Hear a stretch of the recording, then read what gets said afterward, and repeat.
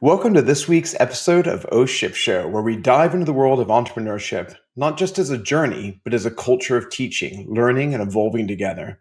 Have you ever wondered what sets a true entrepreneur-led coaching session apart from the rest? How do those who've been in the trenches of building, failing, and succeeding guide others differently? Today, we're exploring the intriguing dynamic of entrepreneurs coaching other entrepreneurs. Is it about paying it forward or paying it back? So joining us is Andy Ellwood, the visionary behind Crux Point Leadership Studio, an executive coach at the Velocity Group, and frankly, a buddy of mine.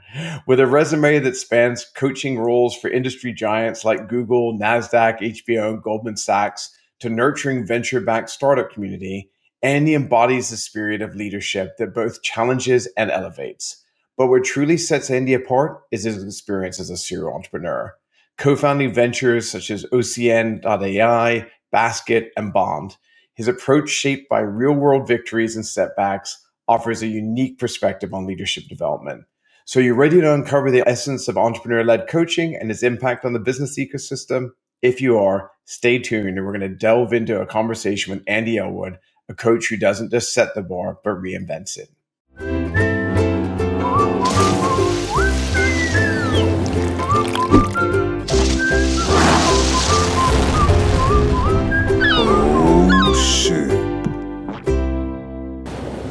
Andy, welcome to Ship. How are you? Thank you for having me. It's great to be aboard. I love a good nautical pun. So it's so great to have you on the show. I've known you for quite a while now. I've admired some of the companies you've built over the years. I was particularly geeked out on Bond back in the day. So you've been involved with really cool companies. I've always found you to be such a warm-hearted and kind and very clever guy, all wrapped up in one. So it's no surprise to me that you started doing executive coaching. And I just was really excited to bring you on our ship today to just frankly pick your brain and have other people delve into your mind. So thanks again for finding the time.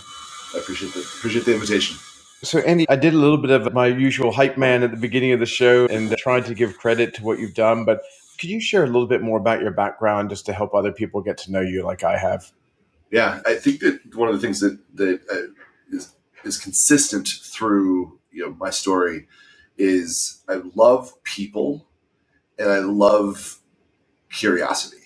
And the combination of those two things really started with my dad, and maybe one of the greatest gifts that he ever gave me, which was I asked him to help me figure out how to work on the truck that I bought when I turned 16. I was running a lawn mowing business since I was 12 in Texas. The grass starts growing in February and doesn't stop till November. And I figured out that making money and being able to buy my own stuff was cool. And so I saved up and bought a truck on my 16th birthday. And I said to my dad, hey, will you help me learn how to work on the engine? And he said, I don't know how to do that. So let me help you find somebody who can.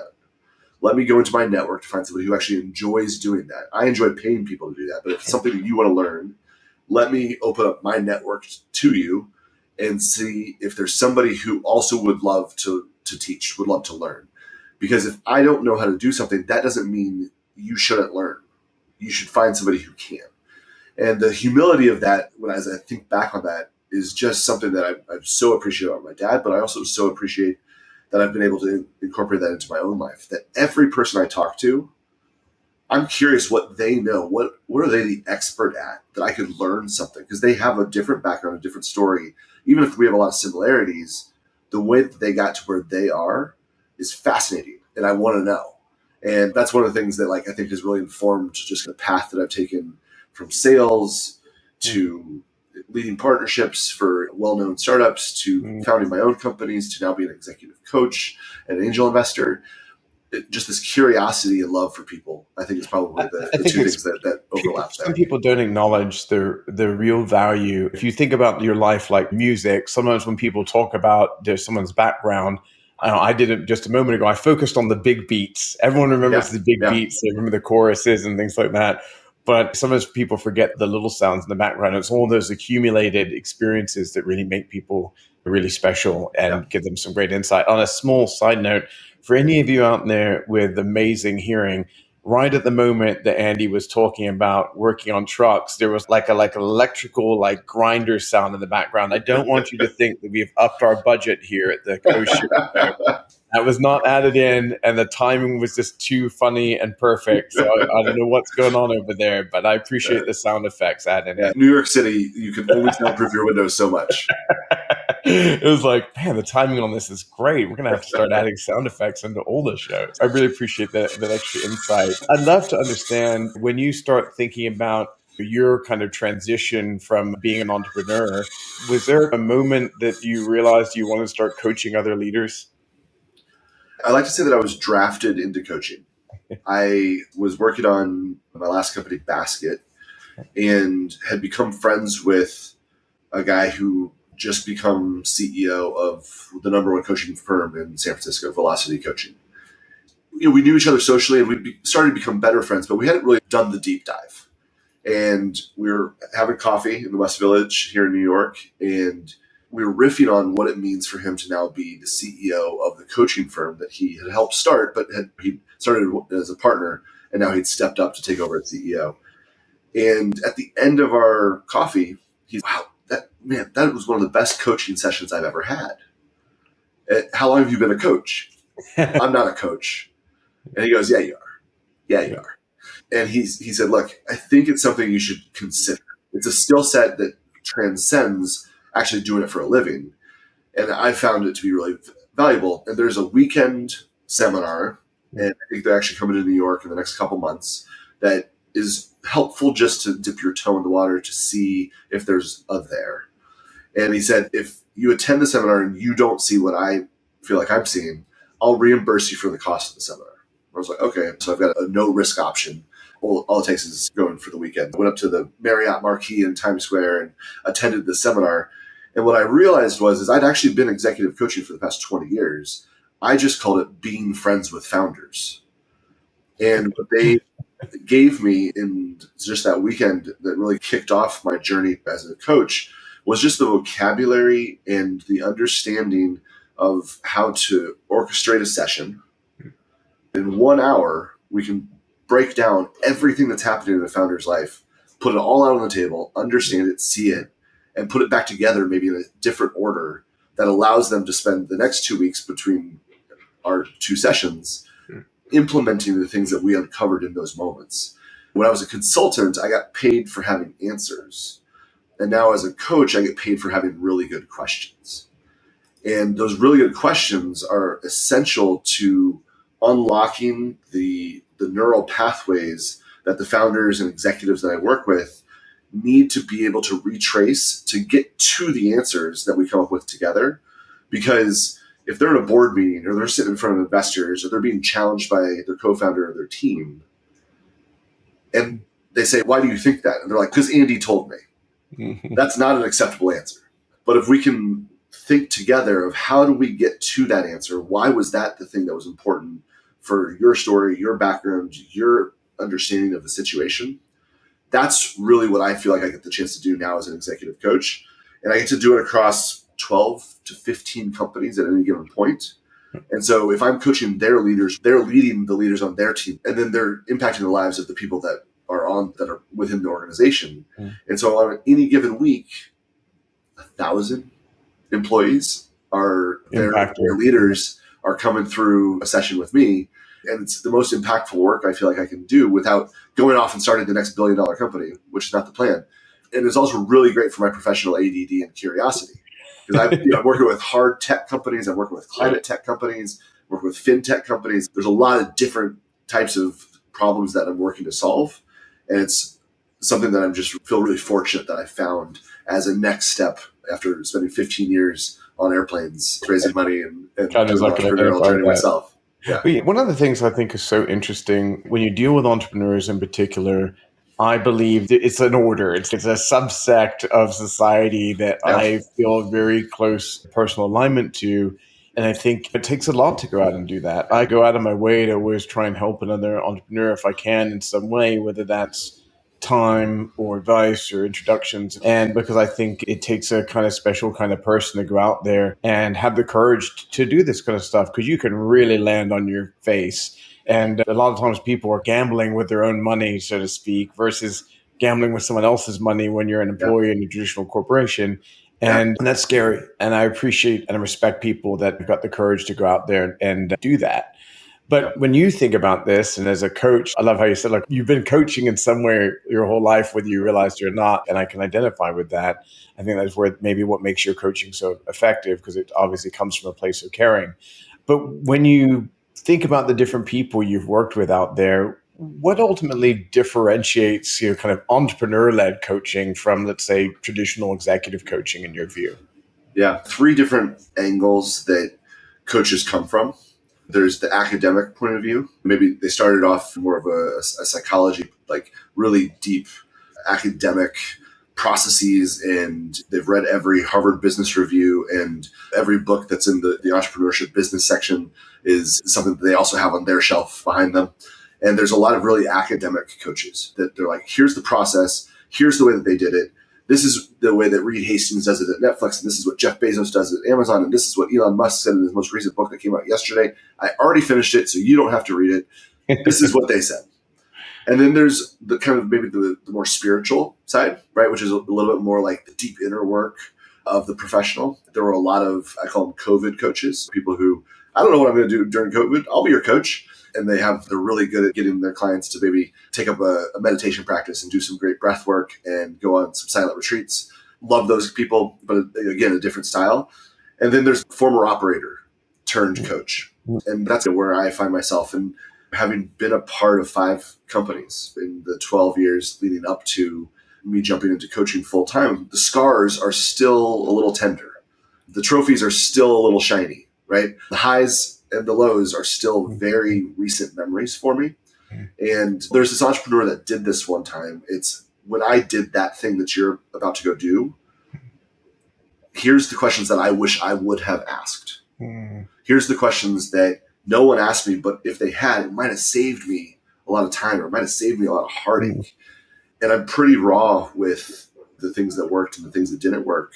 But ultimately, I'm using that to inform the way in which I want my clients and the people that I'm spending time with to see their world, right? I'm not saying this is what worked for me, so this is what you should do. I'm saying that the outcome that I ended up achieving was this. And that feels like something that's available to you right now. But let's think about, what's your path to get to that outcome?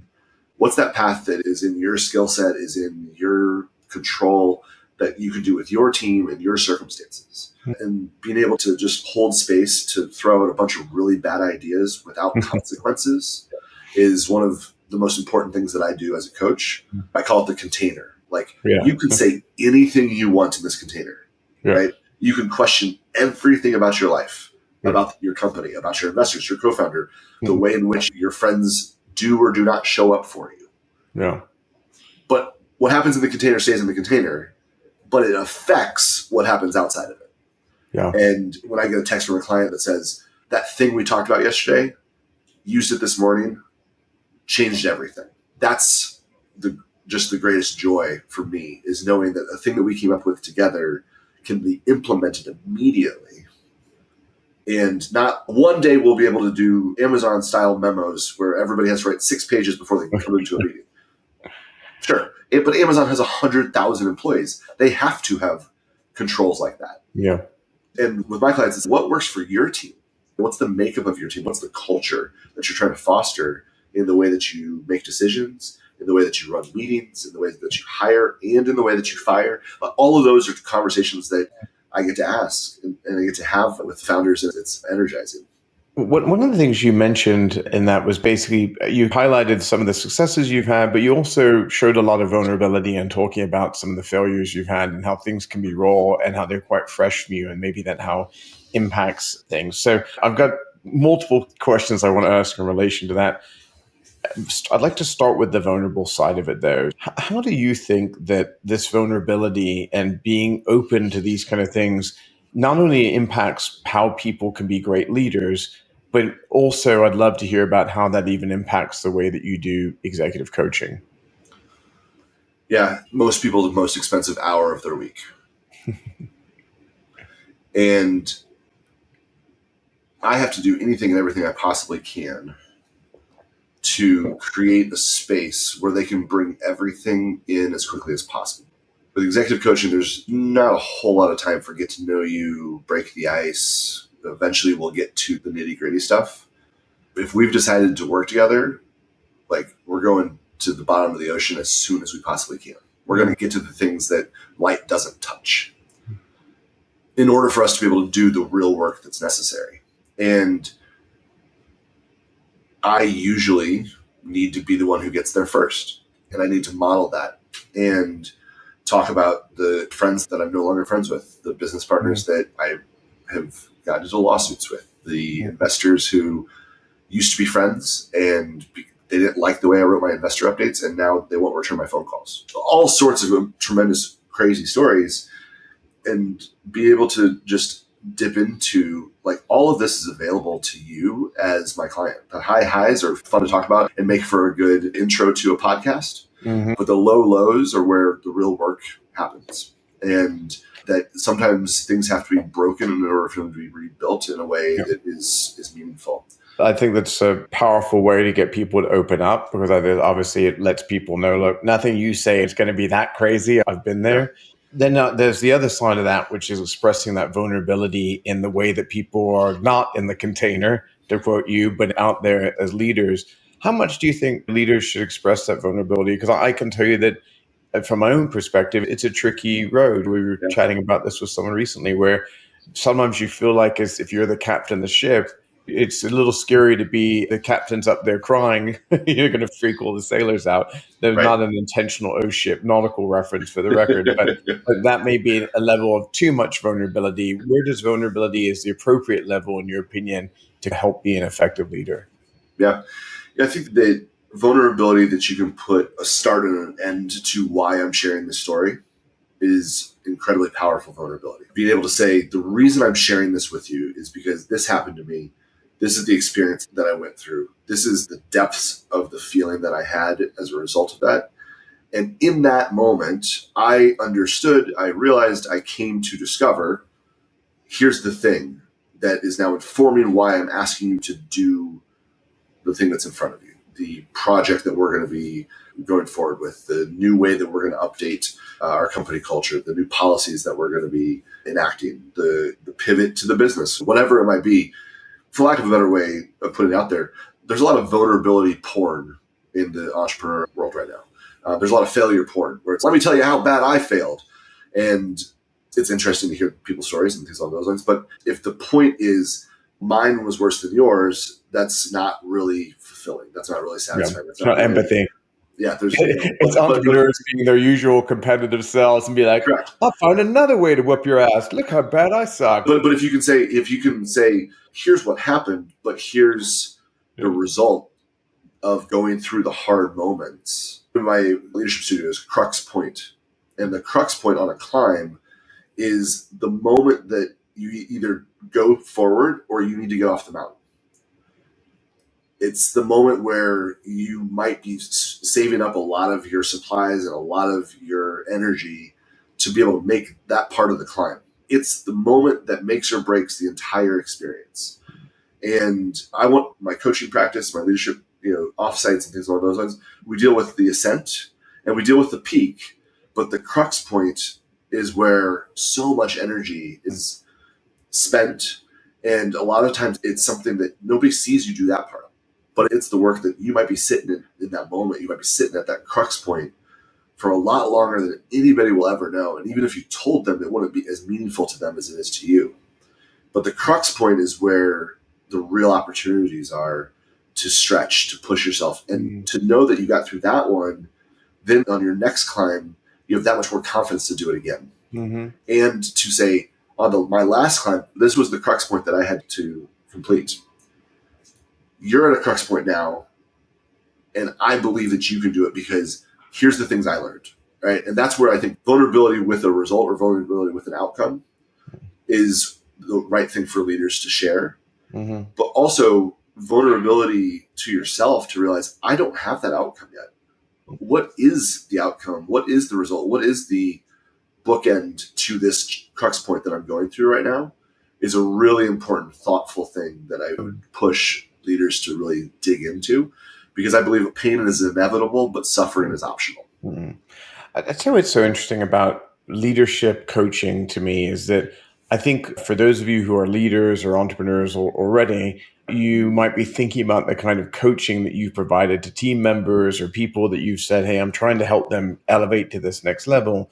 And I believe that executive coaching is still that. But I think that some types of leaders may say, look, I feel like I'm really strong here and here. Maybe they're technology founders and they're like, hey, I'm trying to become better at executive presence and projecting myself and things that seem more obvious.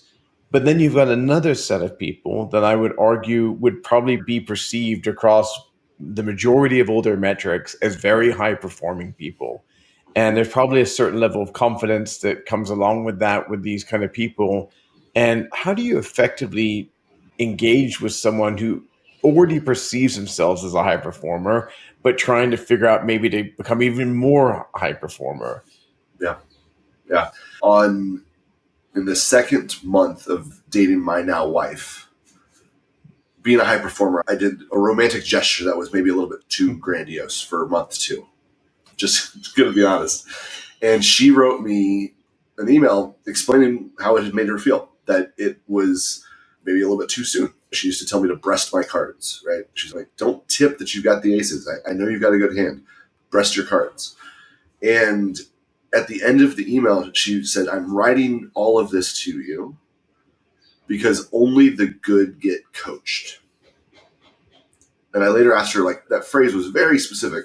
She's a former professional dancer. And she knew that if she wasn't getting coaching from her instructors, from the leaders of the dance studio that she was a part of, that she was no longer in the top percentile of the dance studio. It meant that they didn't think that she was going to be able to make that next jump. She was ensemble. It was okay. But the good figure out ways to get coached. The good figure out ways to glean information and to take those next steps. And so I found for most high performers that I work with, they're constantly looking for that next little bit, that next little thing that they can do. And being able to be coached is a compliment. Being able to be coached is a luxury that they've afforded themselves to, hey, I got this far with some natural abilities, this far with the talents that I have. But in order for me to really do my best by my team, by my investors, by my boss, by myself, and for my family, I'm going to do anything I can possibly do to give myself that next level. When you think about the different growth moments, going from 0 to 80% proficiency in something is the same amount of effort and challenge as going from 80 to 90%. And going from 90 to 95, 95 to 98, 98 to 99, 99 to 99.1, right? Each of those jumps are as hard. And a lot of people, they get to 80%. They might even get to 90%. They're like, I'm in the top 10 percentile. I'm good. But it's the people who are saying, I want to go 90 to 95, and maybe most consistently, most frequently, 95 to 98 is really where the work that I do. People are like, I'm not there yet. There's still more. Give me some of that. I love that. I love that. That's well said. Hey, Andy, it wouldn't be the O Ship show if I didn't want to talk to you about an O Ship moment. And so, for those of you who haven't turned into O Ship before and don't know one of the key premises of the show, it's that we love to get leaders on, whether they're entrepreneurs like Andy or traditional executives or even sports teams leaders, anyone that basically is out there driving forward in this world. And we love to ask them for a moment where maybe things have gone wrong for them and how they dealt with that. And I think a lot of times when you look at successful people, you think that everything is perfect and they've somehow magically got to this spot that they were at. But the reality is the path to that is very rarely a straight line and is many times riddled with landing on your face along the way. And so I love hearing from people where they say, look, here's a time where everything I thought was going great. I was at a moment of failure and maybe it did fail and this is how I dealt with it afterwards, or this is where it was going off the rails and this is how I turned it around. sometimes these stories are inspiring. Sometimes they're just great leadership lessons. Sometimes they're none of those things. They're just really funny. Maybe they weren't funny at the time, but 20 years later. Yeah. I don't care which way you want to go, Andy. I'd love to hear, if you don't mind sharing, maybe an oh shit moment from your career, whether that was related to coaching or not. I don't care. I know you've got so much stuff you can tap into. Yeah, there's definitely one that comes to mind as you laid that out, that it was pretty pivotal. And it took me a while to really be able to understand what was the lesson there, what happened. My last company, we raised our $12 million Series A. We were, launching our data platform in Q4 of the following year. We've grown from 17 employees to 45 after raising that round. And we teed up some pretty amazing partners over the summer leading up to the launch. So Q2 into Q3, the sales team was firing on all cylinders. And we launched, and in Q4, we did $1 million of revenue. We hit it. We were like, this is awesome. Like the first quarter of putting this product out there, we're doing $1 million of revenue. And in that process, at our board meeting in Q4, our lead investor, who'd been with us from pre-seed, seed, and then he co-led the Series A, he said, hey guys, I really think that if we get a couple more quarters like this, we can go raise a monster Series B in Q3 of next year. So I'm going to bridge you guys for Q1 and Q2. I'm 67. This is my last fund. You guys are going to be my last big win. Great, Jeff, appreciate you. So we had a conversation with him the first week of January of that year. And he's great. I'll wire you $5 million next week. That's going to get you guys through Q1 and Q2. So this is on Friday. And on Monday, we called him and we're like, hey, happy birthday. It was his 68th birthday. He's in San Francisco. And one of the things I love about Jeff was he had his office in San Mateo, next to the San Mateo Executive Airport. And then he had his vineyard in Northern California. And so he had his birthday party with his San Francisco friends. And then he hopped in his plane with one of our other investors and to fly out to his birthday party at the vineyard. And the plane crashed and he died. Holy hell. That's crazy. And on his birthday. On his birthday. Yeah. Caught some weather pattern that they didn't see coming through, and would later find out from the FAA that at the time of the crash, they were flying on instruments, so they had no visibility. And so we lost 46% of our cap table in one plane crash. And that's wild, man. He had been the reason why a lot of people had invested. Yeah. Right? 46% of our cap table went down in the plane crash, but then probably another 20% of freaked out as well. Were his buddies, were people who had invested in his fund that were investing in us directly alongside. They wanted to get as much of us as they could. And when his assistant went into the office, and we later found out there was a yellow notepad, which is how we always took all his notes, and it said, $5 million next week, and that was the last thing that he'd written at his desk, and that was about us. He was a solo GP at the time. He didn't have anybody else on the team, and there wasn't any plans for what do we do with the funds if something happens to him. And everything just reverted back to, you send funds back to your LPs. Wow. That's wild, man. And we needed that $5 million. I bet you did. Over the next 12 months, we did everything we could. We ended up, the hedge fund that had been the co-lead on our Series A gave us insane predatory terms just every month, just so we can make payroll. They're like, we're taking another just one of the brutalized you, basically. Brutal experiences just to make payroll. And we went from 45 employees that year, and we finished the year with 7. Yeah. And ended up having to acquire the company basically for the data that we had. In hindsight, the lesson was that we had allowed this investor he was like our uncle, like he was our crazy uncle. Yeah. But he boxed us out from talking to anybody else because he was like, I'm all in, and we thought that having our eggs in that basket was going to be the success story and the fun one. And it was like, no, he said he's going to write us the next check. And, How do you even plan for something like that? It's don't do that because your investor can die in a plane crash on his private plane on his way to his birthday party. Everyone always thinks of that one.